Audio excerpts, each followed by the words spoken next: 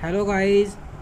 सो आपका अगेन हमारे study channel में आपका बहुत बहुत स्वागत है।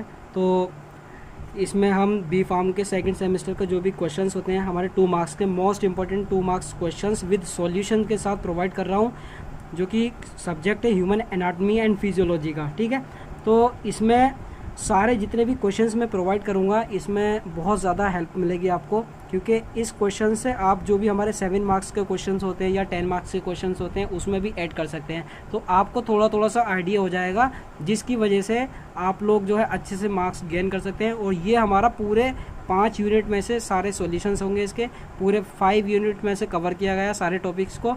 तो आप बिल्कुल भी ना घबराएं और अच्छे से एग्ज़ाम देना स्टार्ट करते हैं। 2 मार्क्स के क्वेश्चंस को और उसके सॉल्यूशंस को अच्छे से पढ़ेंगे, जो भी हमारी इसमें ट्रिक्स वगैरह भी यूज़ की गई हैं काफ़ी ज़्यादा, जिससे आपको हेल्प मिलेगी गाइस। तो स्टार्ट करते हैं।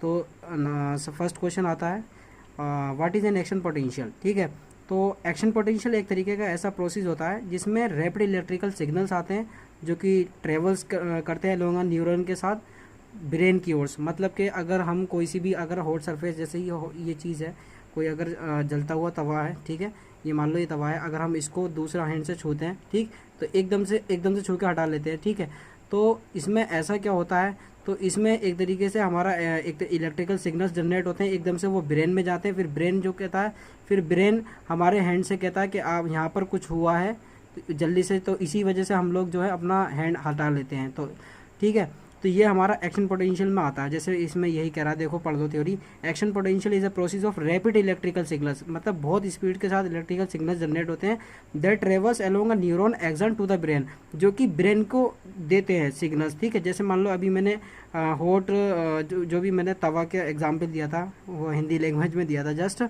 तो इसमें ये हैगा, touching a hot surface it generates an action potential that travels along the neurons axis to the brain, so feel the sensation of the pain। मतलब कि जैसे ही हमने गर्म चीज़ को छुआ वहाँ से सिग्नल्स जाएगा डायरेक्ट ब्रेन को, और ब्रेन क्या करेगा, ब्रेन सिग्नल्स देगा अपनी पेरिफेरल सिस्टम को, मतलब कि जो भी हमारा हैंड वगैरह है जहाँ पर भी पेन का सेंसेशन हो रहा है उसको सिग्नल्स देगा कि यहाँ पर कोई प्रॉब्लम्स है, तो वो अपना एकदम से हाथ उस जगह से हटा लेगा, रिमूव कर लेगा। तो ये हमारा एक्शन पोटेंशियल आ गया। ठीक है, अब हमारा सेकंड क्वेश्चन आया था, ठीक, what are the name of lobes of cerebral hemisphere. ठीक है, तो सेरिब्रल हेमिस्फीयर जो कि हमारा ब्रेन में पाया जाता है, तो इसके हमें कुछ जो है उस लॉब्स के नाम बताने हैं। तो हमारे the 4 main lobes of the cerebral hemisphere are. ठीक है, तो इसकी मैंने ट्रिक बताई है, तो उसको याद करने की ट्रिक क्या है, जैसे हम कोई सा भी पेशेंट्स होता है, जैसे मान लो अस्थमा का पेशेंट्स होता है तो वो पल्मोनरी फंक्शन टेस्ट करवाता है। ठीक है, तो हमने बस जस्ट ट्रिक लगाई है कि हमें सेरिब्रल हेमिस्फीयर के लॉब्स बताने हैं, 4 नेम बताने हैं। तो हमने बताया ओ पीएफटी करवानी पड़ेगी, ओ पीएफटी करवानी पड़ेगी, इस तरीके से हमने ट्रिक से याद कर लिया। तो ओ से आ गया ऑसिपिटल लोब आ गया, और पी से आ गया हमारा पैराइटल लोब, एफ से पता ही है फ्रंटल लोब, और टी से टेम्पोरल लोब। तो पीएफटी की फुल फॉर्म जो है पल्मोनरी फंक्शन टेस्ट है। अगर फुल फॉर्म भी आ जाती है तो लिख सकते हो गाइस, पल्मोनरी फंक्शन टेस्ट। अब इनके मैंने यहाँ पर जो है ना, ये सिर्फ ये लोकेटेड है, कहाँ कहाँ पर लोकेटेड है वो मैंने लिख दिया। जैसे फ्रंटल लोब है, ये हमारे फ्रंट ऑफ द ब्रेन में ही पाए जाते हैं। देखो फ्रंटल से, फ्रंट से ही पता चल जाएगा कि ब्रेन के फ्रंट में होगा। अब हमारा पैराइटल लोब आ गया, तो positions behind the frontal lobe, तो फ्रंटल लोब के पीछे की बात हो रही तो हमारा पैराइटल लोब आ गया। अब टेम्पोरल लोब की बात करते हैं तो ये हमारा साइड्स ऑफ द ब्रेन के में लोकेटेड होता है। और ऑसिपिटल लोब की बात करते हैं, situated back of the brain, brain के बैक में जो सिचुएटेड होता है, जो पाया जाता है, तो वो हमारा कौन सा हो गया, ऑसिपिटल लोब आ गया। अब हमारा थर्ड क्वेश्चन आता है जो कि what is the role of mouth in digestive system. हमारा जो डाइजेस्टिव सिस्टम, जो भी हमारा जो मतलब स्टोमक में जो भी डाइजेस्टिव सिस्टम होता है, तो उसमें माउथ का क्या रोल होता है, माउथ का रोल क्या होता है डाइजेस्टिव सिस्टम में। तो माउथ जो होता है ना हमारा, mouth plays a crucial role in the digestive system, like मतलब बहुत इंपॉर्टेंट रोल होता है हमारा माउथ का जो भी डाइजेस्टिव सिस्टम में। मतलब ये क्या करता है, हमारा माउथ के जो भी हमारा माउथ से हम खाना खाते हैं, ठीक है, तो उसको ब्रेक डाउन करेगा फूड को, और फिर उसमें ही माउथ में एक सलाइवा, जो जिसको हम हिंदी में बोलते हैं लार, ठीक है, तो सलाइवा का प्रोडक्शन होता है। जैसे मान लो जो उसमें कुछ एंजाइम्स वगैरह होते हैं लाइक अमाइलेज वगैरह, ये हमारे लिए हेल्पफुल एंजाइम होते हैं। ठीक है, तो ये क्या करता है, हमारा हेल्प करता है to break down of the carbohydrates into the simple sugar को।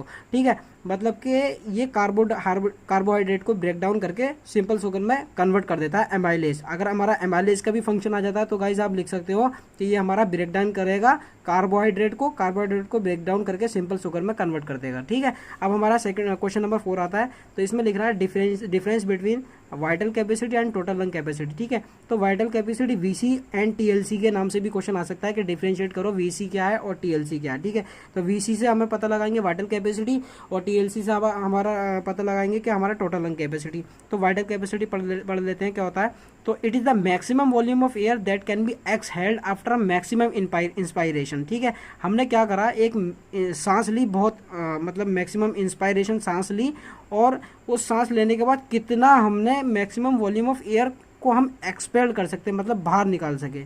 एक हमने जैसे ये क्वेश्चन देख लो क्या कह रहा है, it is a maximum volume of air, मतलब maximum amount of air that can be exhaled, जो हमने बाहर निकाली।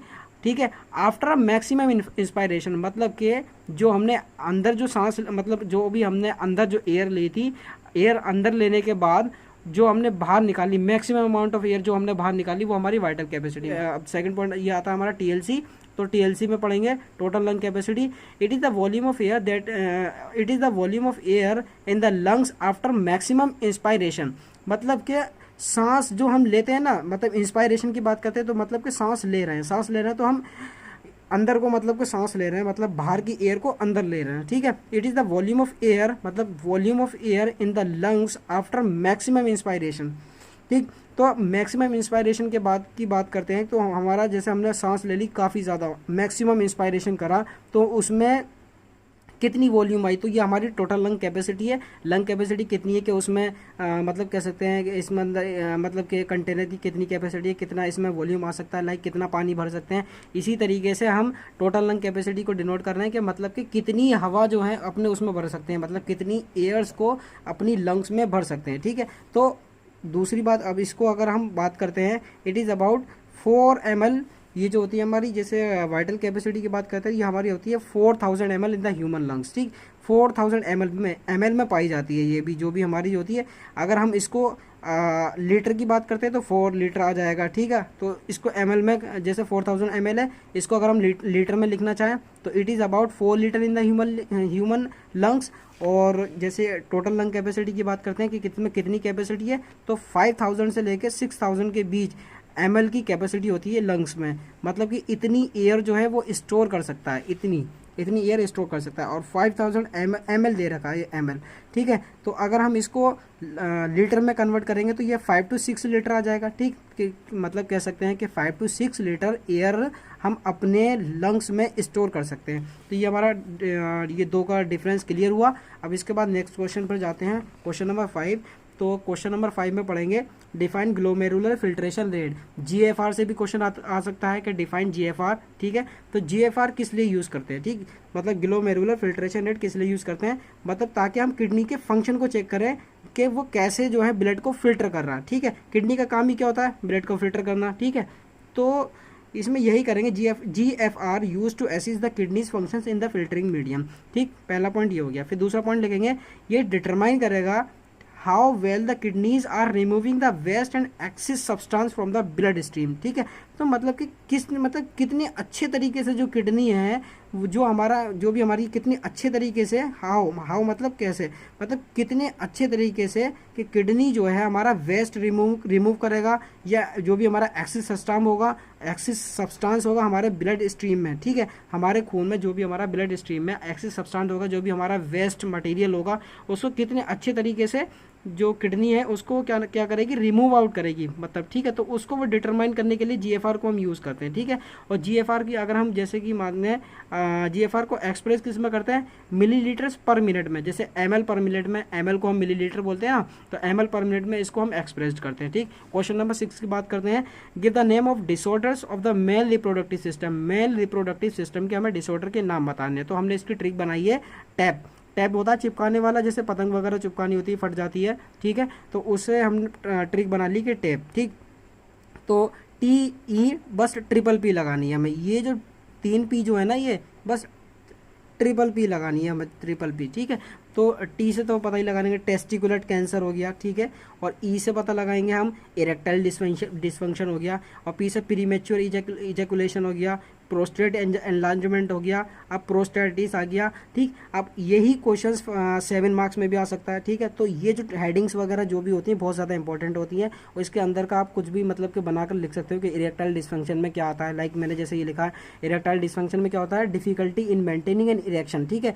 इरेक्शन में डिफिकल्टी आ जाती है कि हम अब जैसे प्रीमेच्योर इजैकुलेशन की बात करते हैं, ठीक है। प्रीमेच्योर इजैकुलेशन, इसमें क्या होता है, difficulty that occurs to quickly during sexual activity, मतलब कि इसमें जो होती है सेक्सुअल एक्टिविटी के दौरान जो भी हमारा इजैकुलेशन हो जाता है वो एक तरीके से क्विकली हो जाता है, बहुत ही स्पीड के साथ, मतलब कि बहुत जल्दी से क्विकली इजैकुलेशन हो जाता है। अब प्रोस्टेट एनलार्जमेंट की बात करते हैं तो इसमें क्या हो जाता है, प्रोस्टेट एनलार्जमेंट होने की वजह से क्या होता है, जो भी हम यूरिन करते हैं तो उसमें डिफिकल्टीज वगैरह आती है यूरिन करते टाइम, तो ये हमारा प्रोस्टेटाइटिस, ठीक। प्रोस्टेटाइटिस में आता है inflammation in the prostate gland, मतलब प्रोस्टेटाइटिस में क्या होता है, टाइटिस जहाँ पर भी आ जाता है उस इन्फ्लेमेशन की बात हो रही है, समझ लो, ठीक है। जैसे inflammation in the prostate gland. अब टेस्टिकुलर कैंसर की बात करते हैं तो cancer that develops in the testicles, ठीक। टेस्टिकुलर है तो टेस्टिकल्स कर दिया हमने, और कैंसर की बात आ गई, बस cancer that develops in the testicles, ठीक। अब क्वेश्चन आते हैं हमारा question number 7, define the asthma and pneumonia, ठीक है। तो अस्थमा की बात करते हैं। अस्थमा को जैसे हम मैं थोड़ी सी बताना चाहूँगा कि क्या होता है। अस्थमा में ये होता है, जो भी हमारी जो पल्मोनरी होती है, जो भी ट्यूब होती है जो गले से होकर नीचे जो जाती है, पल्मोनरी फंक्शन टेस्ट उसी चीज़ का करते हैं, ठीक है। तो जो भी हमारी ट्यूब होती है तो वो हमारी जो होती है उसमें जो है स्पूटम भर जाता है, मतलब कि बलगम वगैरह भर जाता है, जिसकी वजह से हमें सांस लेने में प्रॉब्लम्स होती है, और वो क्या करती है, कॉन्स्ट्रिक्ट हो जाती है। मतलब कि मान लो जैसे कि मान लो ये हमारी पल्मोनरी ये जो जा रही है, ठीक है, ठीक, ये इस टाइम पर इतनी है, ठीक है। तो लेकिन अस्थमा वाले पेशेंट्स को क्या हो जाता है, ये जो होती है ना हमारी, ये पतली सी हो जाती है, इसमें जो है हमारा स्पूटम वगैरह फिल हो जाता है, मतलब बलगम वगैरह जिसको बोलते हैं, जिसकी वजह से हमें सांस लेने में प्रॉब्लम होती है, ठीक है। तो सांस लेने में प्रॉब्लम होती है क्योंकि इसमें देखो ये जो चीज़ है इसमें आसानी से सांस ले सकते हैं, ठीक, क्योंकि खुला हुआ है, ठीक। लेकिन अगर हम इसको पतला कर देंगे और बलगम वगैरह भी भर देंगे तो हम प्रॉपर जो है सांस नहीं ले पाएंगे, ठीक है। तो इसकी वजह से इसको हम क्या करते हैं, इसमें हम ब्रोंको डायलेटर देते हैं, ब्रोंको डायलेटर, ठीक है। मतलब ट्रीटमेंट के लिए भी बता दे रहा हूँ मैं तुम्हें आपको, ठीक है। इसमें हम ब्रोंको डायलेटर देते हैं, जिसकी वजह से क्या होता है, ये जो कॉन्स्ट्रिक्ट हो सकी है तो ये हमारी डायलेट होकर इस तरीके से नॉर्मल आ जाती है, ठीक है। लेकिन इसका ट्रीटमेंट जो है क्रोनिक है, ये काफ़ी समय तक इसका ट्रीटमेंट चलता है। ये मैंने जस्ट ओवरव्यू दिया है, अब हम थ्योरी पढ़ते हैं कि क्या थ्योरी है, ठीक है। मतलब ये कह रहा है it is a chronic respiratory conditions, मैंने सांस लेने वाली प्रॉब्लम बताई थी। It is a chronic respiratory condition characterised by inflammation and lowering of the airways, ठीक है। इसमें क्या होता है, ये जो होती है हमारी जो एयरवेज जो होती है हमारी, जो उसमें क्या होती है, सूजन सी आ जाती है, ठीक है। और हमारा जो एयरवेज होती है नेरो हो जाती है, पतली हो जाती है। मैंने कॉन्स्ट्रिक्ट वर्ड यूज़ कर दिया था, लेकिन नेरो भी यूज़ कर सकते हैं, ठीक है। तो एयरवेज जो होती है हमारी वो नेरो हो जाती है, जिसकी वजह से हमें डिफिकल्टीज हो जाती है सांस लेने में। तो इसीलिए हम क्या करते हैं, so that's why making it difficult to breathe, ठीक। इसी वजह से हमें जो भी हमारा डिफिकल्टीज आ जाती है सांस लेने वगैरह में। अब न्यूमोनिया की बात करते हैं, न्यूमोनिया एक तरीके की बात करते हैं। इसमें क्या होता है, हमारा जो भी हमारा एल्वेलाई होती है वो हमारा इन्फ्लेम हो जाता है, सूज जाता है। इट इज़ एन इन्फेक्शन, एक तरीके का ऐसा इन्फेक्शन होता है दैट इन्फ्लेम्स द ईयर सेक्स को क्या बोलते हैं, हमारा एल्वेलाई, इन वन और बोथ लंग्स, या तो एक या दोनों लंग्स में जो हमारी एल्वेलाई होती है हमारी वो इन्फ्लेम हो जाती है। तो देखो यही कह रहा है, इट इज़ एन इन्फेक्शन, ये एक तरीके का इन्फेक्शन है जो कि क्या होता है, दैट सुझा देता है, मतलब इन्फ्लेम्स कर देता है ईयर सेक्स मतलब एल्वेलाई को, या एक में या दोनों लंग्स में, ठीक है। जिसकी वजह से क्या हो जाता है, विच कोज टू फिल विद फ्लूइड और पस, जिसकी वजह से हमारा जो एल्वेलाई होती है उसमें जो होता है फ्लूइड भर जाता है, पानी भर जाता है, या पस मवाद वगैरह जो होता है वो भर जाता है, ठीक है। जो कि हमारा कौन कोज करता है न्यूमोनिया, ये बैक्टीरिया, वायरस एक्सेट्रा, इनकी वजह से हमारा न्यूमोनिया कोज हो जाता है, ठीक है। अब हमें क्या करना है, क्वेश्चन नंबर 8 है, जो कि हमारा हार्मोन के फंक्शन लिखते हैं, analyst the function of the hormones. सबसे पहले हार्मोन्स को जान लेते हैं क्या होता है। Hormones are the chemical messengers produced by the various glands and tissues in the body, ठीक है। हार्मोन्स जो होते हैं एक तरीके के केमिकल मैसेंजर होते हैं, जो कि हमारी काफ़ी सारे जो ग्लैंड्स जो प्रेजेंट होती हैं हमारी बॉडी में, या टिश्यूज प्रेजेंट होते हैं, तो उसके थ्रू जो होते हैं ये हमारे हार्मोन्स जो है प्रोड्यूस्ड होते हैं। इनका बहुत ही ज़्यादा इंपॉर्टेंट रोल होता है, मतलब they play essential roles in regulating the various physiological processes, ठीक है। जो भी हमारा फिजियोलॉजिकल एक्टिविटी होती है, जो भी हम करते हैं, उसमें इनका काफ़ी सारा रोल होता है। जैसे एग्जांपल मान लो इंसुलिन है, ठीक है। तो इंसुलिन जो है कौन सी कहाँ से, मतलब कौन सी ग्लैंड से जो प्रोड्यूस होती है, ये हमारी पैनक्रियाज ग्लैंड जो होती है, इससे हमें इंसुलिन मिलता है, ठीक। फिर इंसुलिन का क्या काम क्या होता है, फिर क्या होता है, which regulates the blood glucose level, ठीक, जिसकी वजह से क्या होता है हमारा, जो कि फिर क्या होता है हमारा जो ब्लड ग्लूकोज लेवल होता है वो मेंटेन करता है, उसको रेगुलेशन में उसके हेल्पफुल होता है, ठीक है। अब जैसे मान लो इसी में मान लो ग्लूकागोन है, ठीक है, glucagon also produced by the pancreas, ठीक, ग्लूकागोन भी हमारा पैनक्रियास से ही प्रोड्यूस्ड होता है।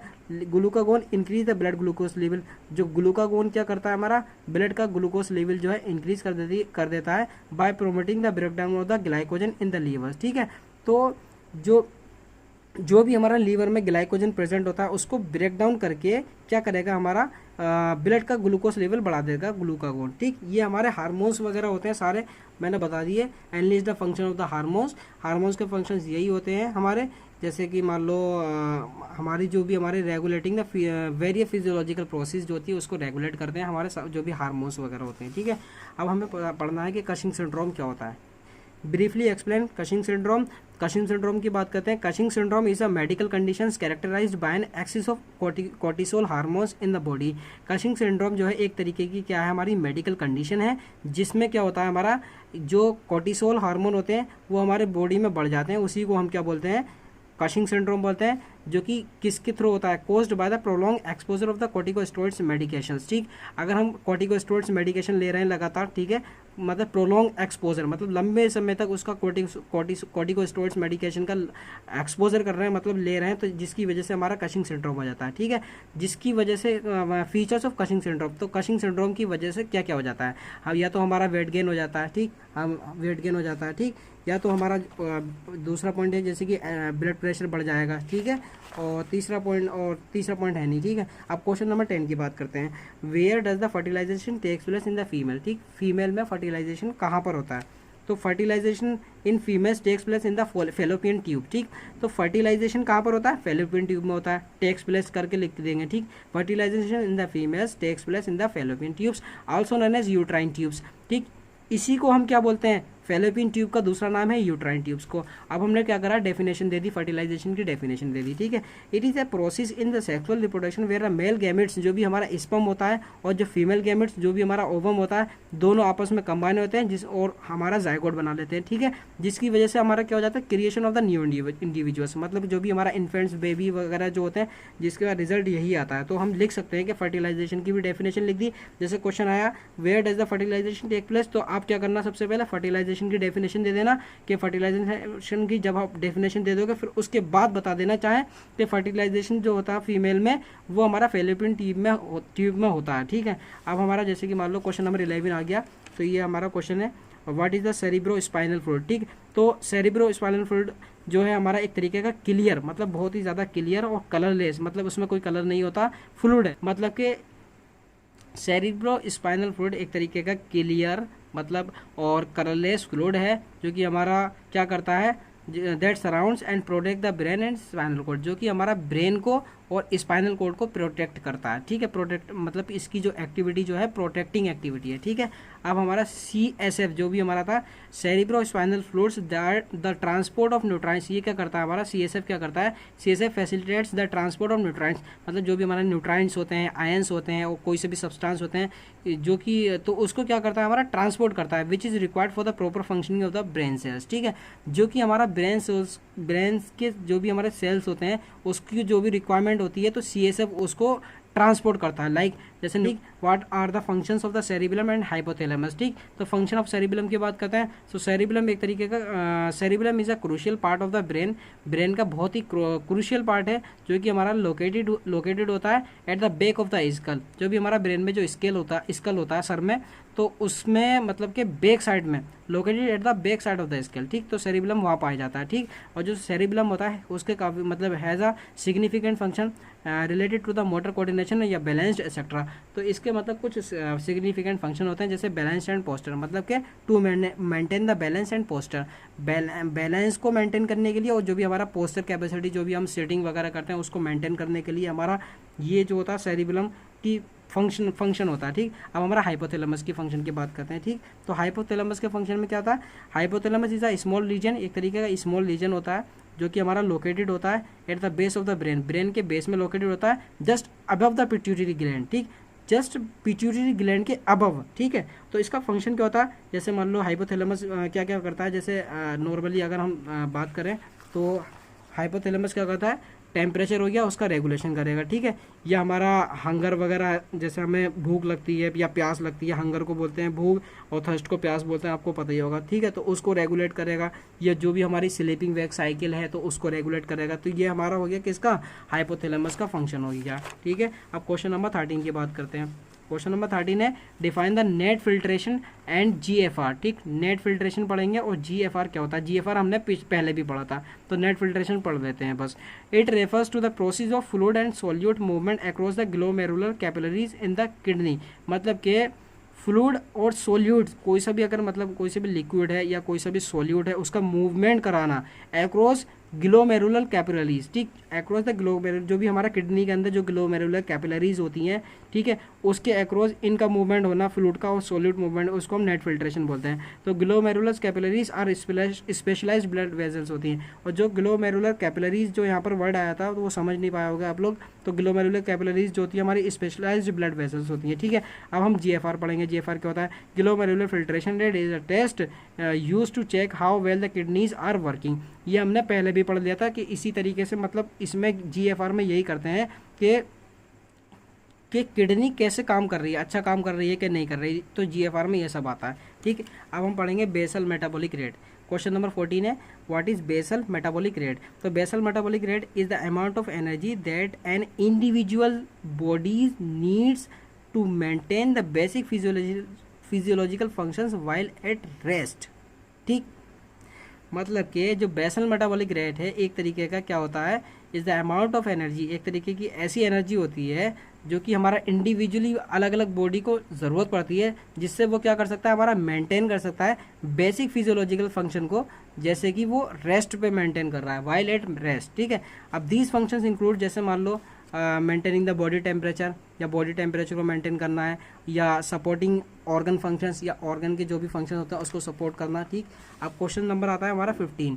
तो क्वेश्चन नंबर 15 में हम पढ़ेंगे टाइडल वॉल्यूम क्या होता है और रेजिडुअल वॉल्यूम क्या होता है। तो टाइडल वॉल्यूम वो होता है, जैसे मान लो इसमें टाइडल वॉल्यूम की बात करते हैं तो इसमें कहते हैं it refers to the volume of air that is inhaled और exhaled during one normal breath. एक हम नॉर्मल ब्रीथ ले रहे हैं, ठीक, नॉर्मल ब्रीथ ले रहे हैं, मतलब कि हम सबसे पहले सांस अंदर कर रहे हैं जिसको हम इंस्पिरेशन बोलते हैं, ठीक। एक फिर हम सांस को बाहर निकाल रहे हैं तो उसको हम क्या बोलते हैं, एक्सहेल्ड बोलते हैं, ठीक है।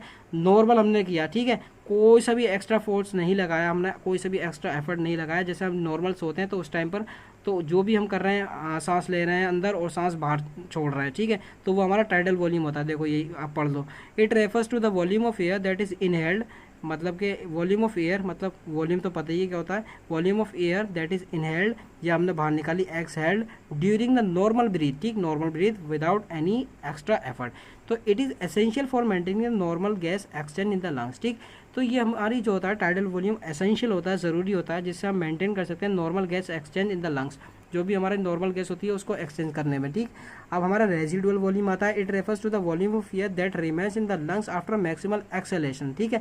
अगर मान लो आपने मैक्सिमम एक्सेलेशन की, एक्सेलेशन मतलब क्या करा, आपने सांस को मतलब कि जो भी हमारा जो हमने क्या करा, बाहर निकाला, जो भी हमारी एयर है लंग्स में हमने एक्सहेल करके बाहर निकाला, ठीक, बहुत फोर्स के साथ बाहर निकालते रहे, सांस को बाहर निकालते रहे, सांस को बाहर निकालते रहे, तो जितनी हमारी जो उसमें थोड़ी बहुत जो सांस रह जाती है वो हमारी रेजिडुअल वॉल्यूम में आती है। मतलब कि it refers to the volume of air that remains in the lungs, जो बची हुई जो रहती है, it refers to the volume of air that remains in the lungs after maximum exhalation. मतलब कि मान लो जैसे ये हमारा क्या है, ये लंग्स है, ठीक है, तो हमने क्या करा, ये लंग्स है, ठीक, और ये हमारा क्या है, वो है फेस है, ठीक है, तो ये हमारी नोज़ आ गई, ठीक, ये हमारी नोज़ है। तो हमने क्या करा, यहाँ से मैक्सिमम गैस मतलब कि एयर निकाली, ठीक, मैक्सिमम एयर निकालते गए तो इसमें जितनी जो रिमेंस रह जाएगी, बची हुई जो रह जाएगी, ठीक है, तो वो हमारा आता है हमारा रेजिडुअल वॉल्यूम, ठीक, रेजिडुअल वॉल्यूम बोलते हैं। It refers to the volume of air that remains in the lungs after the maximum exhalation, ठीक।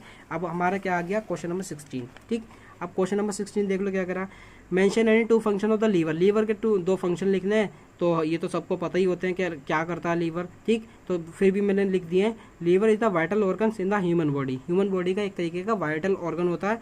तो हमारा फंक्शन क्या होता है, मेटाबॉलिज्म एंड डिटॉक्सिफिकेशन, मतलब क्या करता है लीवर जो होता है हमारा, मेटाबॉलिज्म का काम करता है। मेटाबॉलिज्म मतलब पता ही होता है break down of the food, ठीक, फूड को ब्रेक डाउन करेगा और डिटॉक्सिफिकेशन करेगा, मतलब कि जो भी हमारी टॉक्सिसिटी हो रही होगी हमारी बॉडी के अंदर उसको जो होता है डिटॉक्सिफिकेशन करेगा, उसको जो होता है टॉक्सिसिटी को बाहर निकालने की कोशिश करेगा हमारा किडनी मतलब कि लीवर, ठीक है। अब बाइल प्रोडक्शन भी करता है लीवर, ठीक, लीवर क्या करता है हमारा बाइल प्रोडक्शन करता है। बाइल प्रोडक्शन में क्या होता है essential for the digestion and absorption of the fats.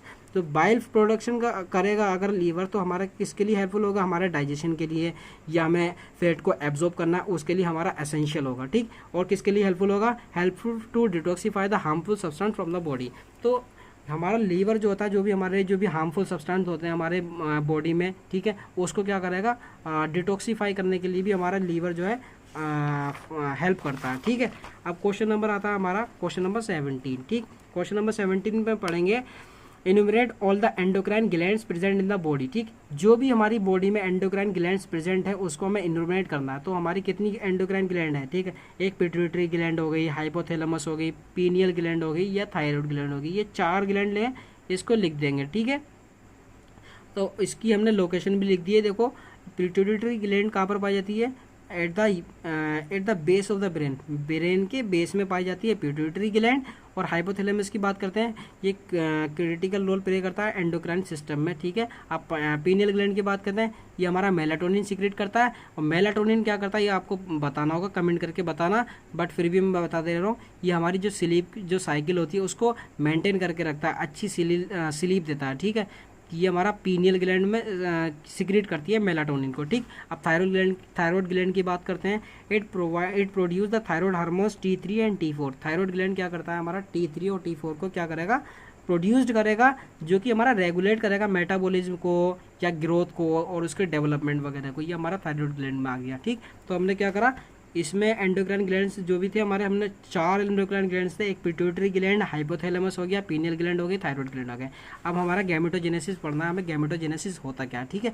Gametogenesis मतलब गैमेट्स का फॉर्मेशन, मतलब it is the process of formation of the gametes. Gametes के फॉर्मेशन को हम क्या बोलते हैं गैमेटोजेनेसिस बोलते हैं। और जो गैमेट्स होते हैं हमारे 2 तरीके के होते हैं, एक मेल गैमेट्स होता है, एक फीमेल गैमेट्स होता है। और मेल गैमेट्स की बात करते हैं, स्पर्मेटोजेनेसिस अगर बना रहे हैं तो मेल में स्पर्म होता है, ठीक। तो मेल गैमेट्स को क्या बोलते हैं formation of spermatogenesis. Male gametes क्या करता है स्पर्मेटोजेनेसिस का फॉर्मेशन करता है। लेकिन फीमेल गैमेट्स की बात करते हैं वो हमारा किसका फॉर्मेशन करता है oogenesis की बात करते हैं, वो oogenesis का फॉर्मेशन करता है। अब क्वेश्चन नंबर 19 है, ठीक। क्वेश्चन नंबर 19 है ट्रांसक्रिप्शन क्या होता है या ट्रांसलेशन क्या होता है उसको बताना। तो ट्रांसक्रिप्शन की बात करते हैं, ये हमारा एक तरीके का फर्स्ट स्टेप होता है in the central dogma of the molecular biology, ठीक है। Central dogma of the molecular biology का ये हमारा फर्स्ट स्टेप होता है। ट्रांसक्रिप्शन में क्या होता है डीएनए से एमआरएनए बन रहा होता है, ठीक है। डीएनए से हमारा एमआरएनए बन रहा होता है, इसको हम क्या बोलते हैं ट्रांसक्रिप्शन। ये हमने नोट कर दिया, देखो, ठीक है, कि हम इस डीएनए से एमआरएनए बनने को क्या बोलते हैं ट्रांसक्रिप्शन बोलते हैं। अब आता है हमारा ट्रांसलेशन, ठीक है, it is the second step. ये ट्रांसलेशन जो होता है हमारा सेकंड स्टेप होता है सेंट्रल डोगमा का। इसमें क्या होता है एमआरएनए से क्या बनता है प्रोटीन बनता है, ये हमारा ट्रांसलेशन कहलाता है, देखो बीच में लिख दिया है, ठीक। अब हम क्या पढ़ते हैं, ये जो हमारा डीएनए से एमआरएनए बना, एमआरएनए से प्रोटीन बना, इसी को हम क्या बोलते हैं सेंट्रल डोगमा। जैसे मान लो ये है डीएनए है, इससे एमआरएनए बन गया तो इसको हम क्या बोलते थे ट्रांसक्रिप्शन बोलते थे। और एमआरएनए से क्या बना प्रोटीन बना, इसको हम बोलते हैं ट्रांसलेशन, ठीक है।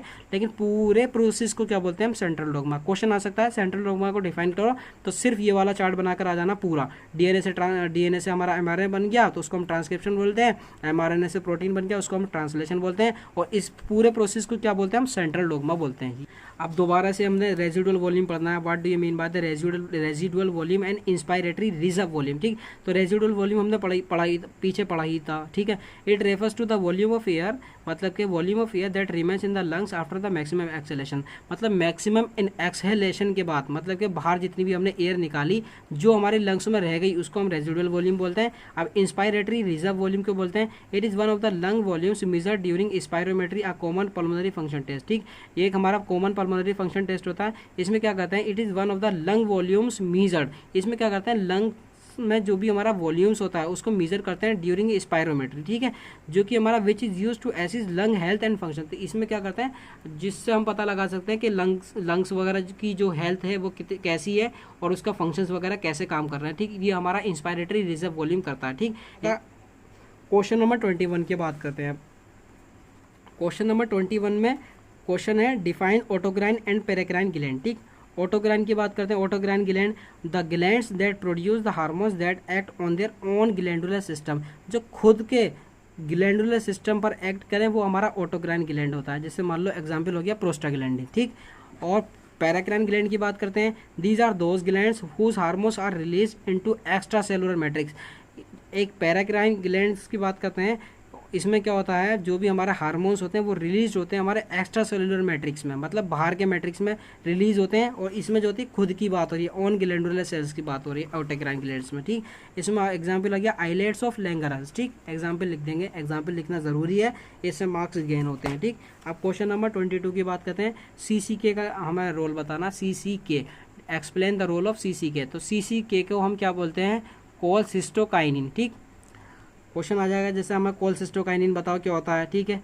तो या उसके रोल होता है, या हम या कह सकता है CCK का रोल बताओ क्या होता है, ठीक। तो हम इसके बारे में लिखेंगे। सबसे पहले ये जो CCK होता है is a major gastrointestinal hormone होता है, ये हमारा GIT का हार्मोन होता है।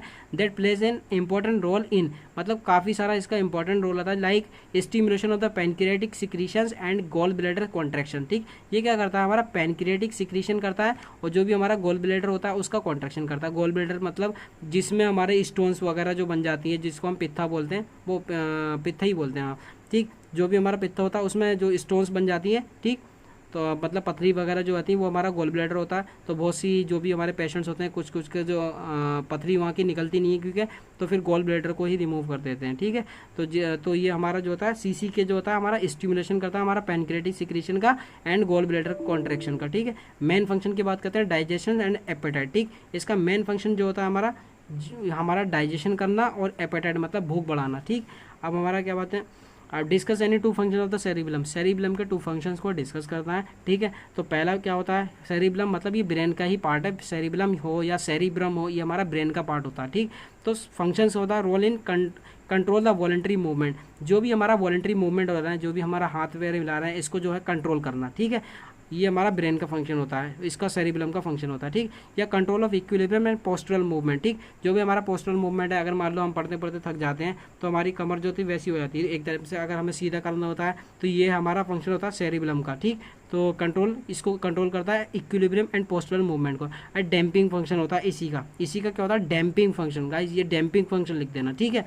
अब क्वेश्चन नंबर 24 आता है, डिफाइन नेट फिल्ट्रेशन प्रेशर, ठीक। NFP करके भी आ सकता है क्वेश्चन।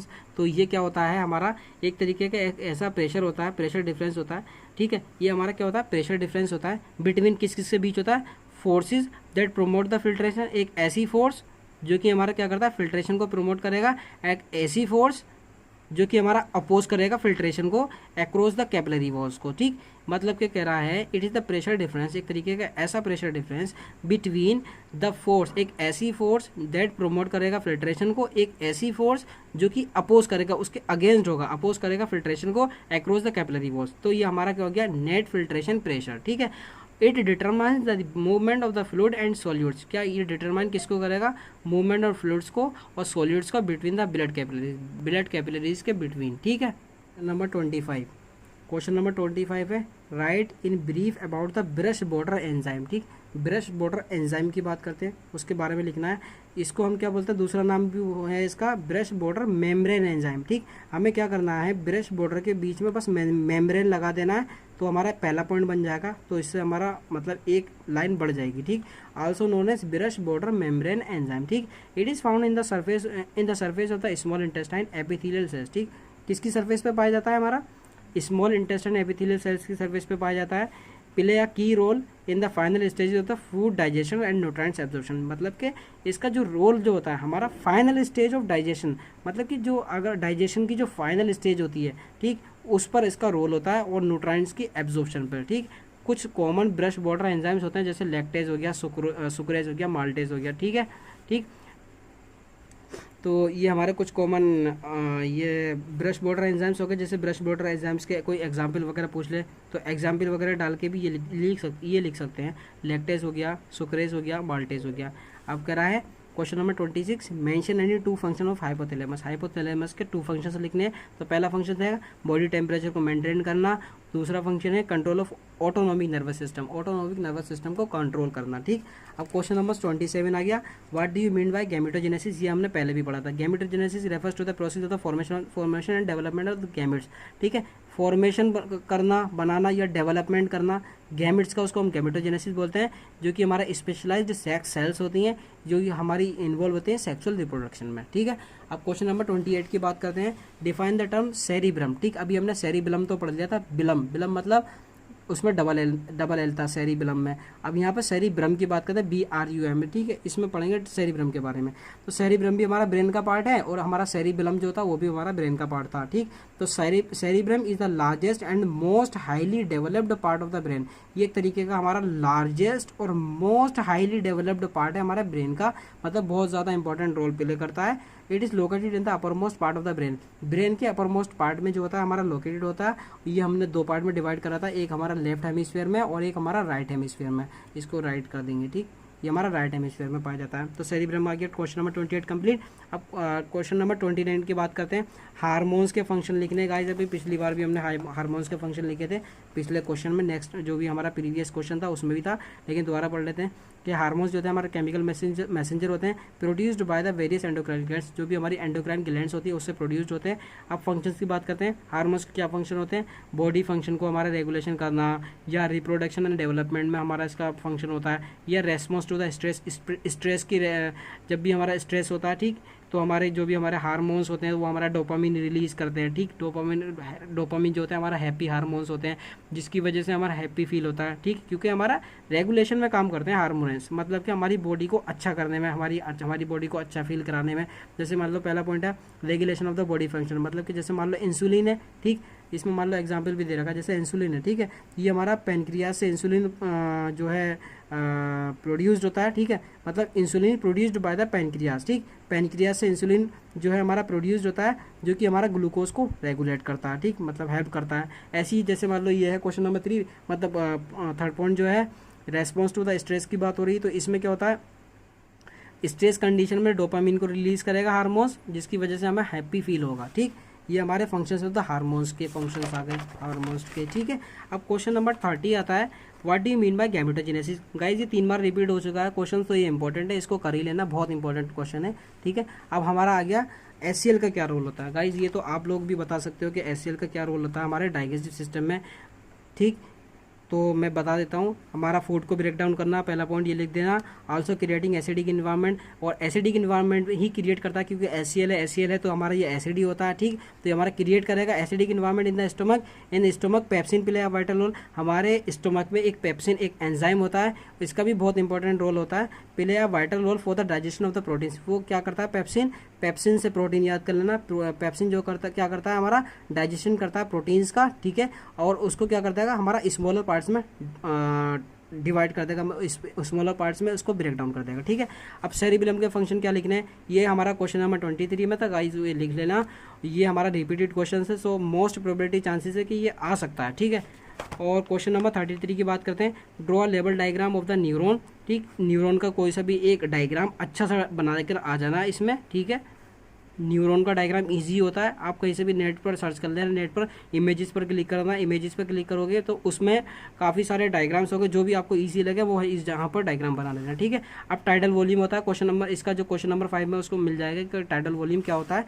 अब draw well level diagram of the kidney, अब किडनी का भी उसी तरीके से डायग्राम ड्रॉ कर लेना गाइस। अब क्या करते हैं क्वेश्चन नंबर, अब हमारा आ गया सलाइवा का क्या फंक्शन होता है। इसका आपको ये सलाइवा का फंक्शन आपको खुद ही लिखना, कमेंट करके बताएं कि सलाइवा का क्या फंक्शन होता है। ठीक, अब हमें इसमें इंपॉर्टेंट चीज़ बताता हूँ आपको, जो भी हमारी रह गई। ठीक, तो इंपॉर्टेंट चीज़ मतलब how to quick learn answer and write in exam copy when time is too short in the exams. ठीक, मतलब क्या कह रहा है, मतलब कि कैसे हम आंसर को क्विक लर्न करने मतलब कि, तो हम उसको करने के लिए focus mostly on the most important question. ठीक, तो सबसे ज़्यादा क्या है, हमारा जो भी हमारा मोस्ट इंपॉर्टेंट क्वेश्चन है उसको फोकस करना है, और लर्न अगेन हेडिंग्स, जो भी हमारी हेडिंग्स वगैरह होती है उसको लर्न करना है। ये हमारा बहुत ही इंपॉर्टेंट रोल प्ले करती है। मान लो अगर आपको कोई क्वेश्चन वगैरह पढ़ना है और टाइम आपके पास कम बचा हो गाइस, तो आप जो भी हमारी क्वेश्चंस होते हैं उसके काफ़ी सारे पार्ट्स होते हैं कि उसका तो पॉइंट्स होते हैं, फिर उसके बाद में अंदर की थ्योरी होती है, तो जो भी हमारी अंदर की थ्योरी है उस पर ज़्यादा फोकस ना करें, क्योंकि अगर आप कुछ याद नहीं कर पाए तो इसलिए मैं बता रहा हूँ, अगर आपको कुछ याद नहीं है तो अंदर की जो भी थ्योरी होती है उसको ज़्यादा फोकस ना करें, उसको फोकस ना करके आप जो भी हमारी हेडिंग्स होती हैं उसको अच्छे तरीके से रट जाएं। जैसे ही करके भी मैंने अभी ट्रिक में जो भी बताया था आपको, उस तरीके से उस हेडिंग्स को रट लें, जिसकी वजह से आप लोग अच्छे मार्क्स को गेन कर सकते हैं। And thank you so much, please support me guys, and thanks a lot.